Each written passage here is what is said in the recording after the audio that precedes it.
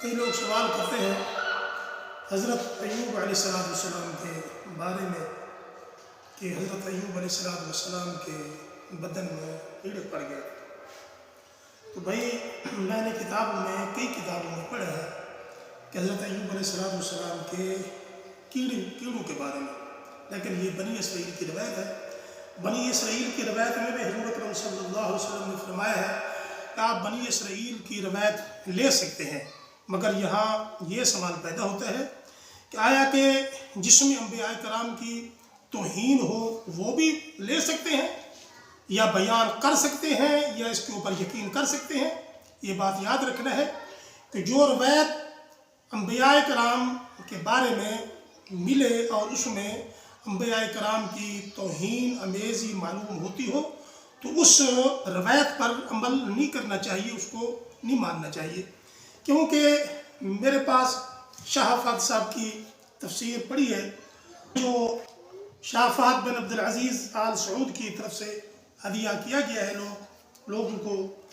تو دوسری تیسر القرآن یہ مولانا عبد الرحمن گیلانی اور حافظ عتیق الرحمن گیلانی کی لکھی ہوئی ہے. تو اس کے بعد میرے پاس تفسیر کنز الایمان بھی پڑھی ہے. ان تفسیروں میں یہ ذکر نہیں ہے کہ حضرت ایوب علیہ السلام کے بدن میں کیڑے پڑے ہوں، اور کنز الایمان میں بھی کہ اس تفسیر میں نہیں ہے کہ حضرت ایوب علیہ السلام کے بدن مبارک میں کیڑے پڑے ہوں. لیکن یہ بنی اسرائیل کی روایت پر کوئی یقین نہیں ہے، کیونکہ اس میں حضرت ایوب علیہ السلام کے بارے میں یہ جو لفظ ہے کہ ان کے بدن میں کیڑے پڑ گئے تھے، تو یہ حضرت ایوب علیہ السلام کی ظاہر عزت معلوم نہیں ہوتی. کیونکہ حضرت جابر رضی اللہ تعالیٰ عنہ نے عرض کیا یا رسول اللہ صلی اللہ علیہ وآلہ وسلم، کیا انبیاء کرام کے اجساد مبارکہ کو مٹی کھا جاتی ہے؟ تو حضور اکرم صلی اللہ علیہ وآلہ وسلم نے فرمایا ان اللہ حرم علی الارض ان تاکل اجساد الانبیاء، بے شک اللہ جل شانہ نے حرام کر دی ہے زمین پر کہ وہ انبیاء کرام کے اجساد مبارکہ کو نقصان پہنچائے. یہاں یہ بات واضح ہے کہ جب مٹی کو اجازت نہیں کہ وہ انبیاء کرام کے اجساد مبارکہ کو نقصان پہنچائے، تو جانور ایک کیڑا جو ہے یہ جانور ہے، تو جانور کو کیسے اجازت مل گئی کہ وہ حضرت ایوب علیہ السلام کے بدن کو کھائے؟ لیکن بات یہ ہے کہ آپ کے اوپر امتحان تھا، آبلے آپ کے وجود پر پڑے تھے، ان میں زخم ہو گئے تھے. اس کے بعد پھر جب آپ نے دعا کی تو اللہ جل شانہ نے اس کی دعا قبول فرمائی. حکم ہوا کہ آپ جہاں ہیں یہاں زمین میں ایڑی ماریں.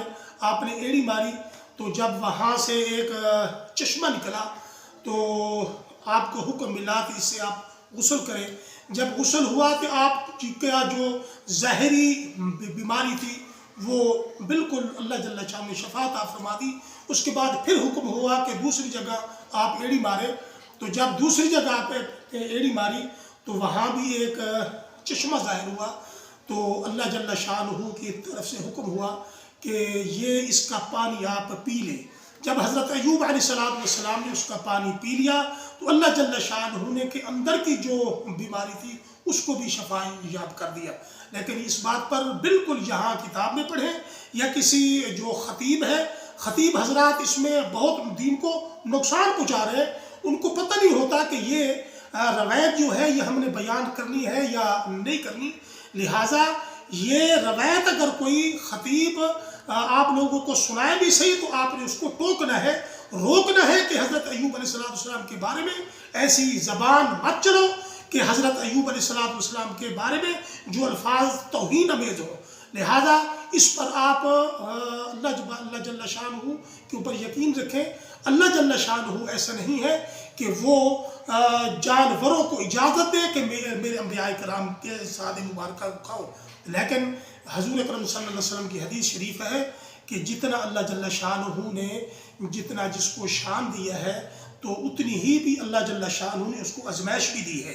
تو حضرت ایوب علیہ السلام کے لیے یہ آزمائش تھی اور صبر کے امتحان میں آپ پاس ہوئے.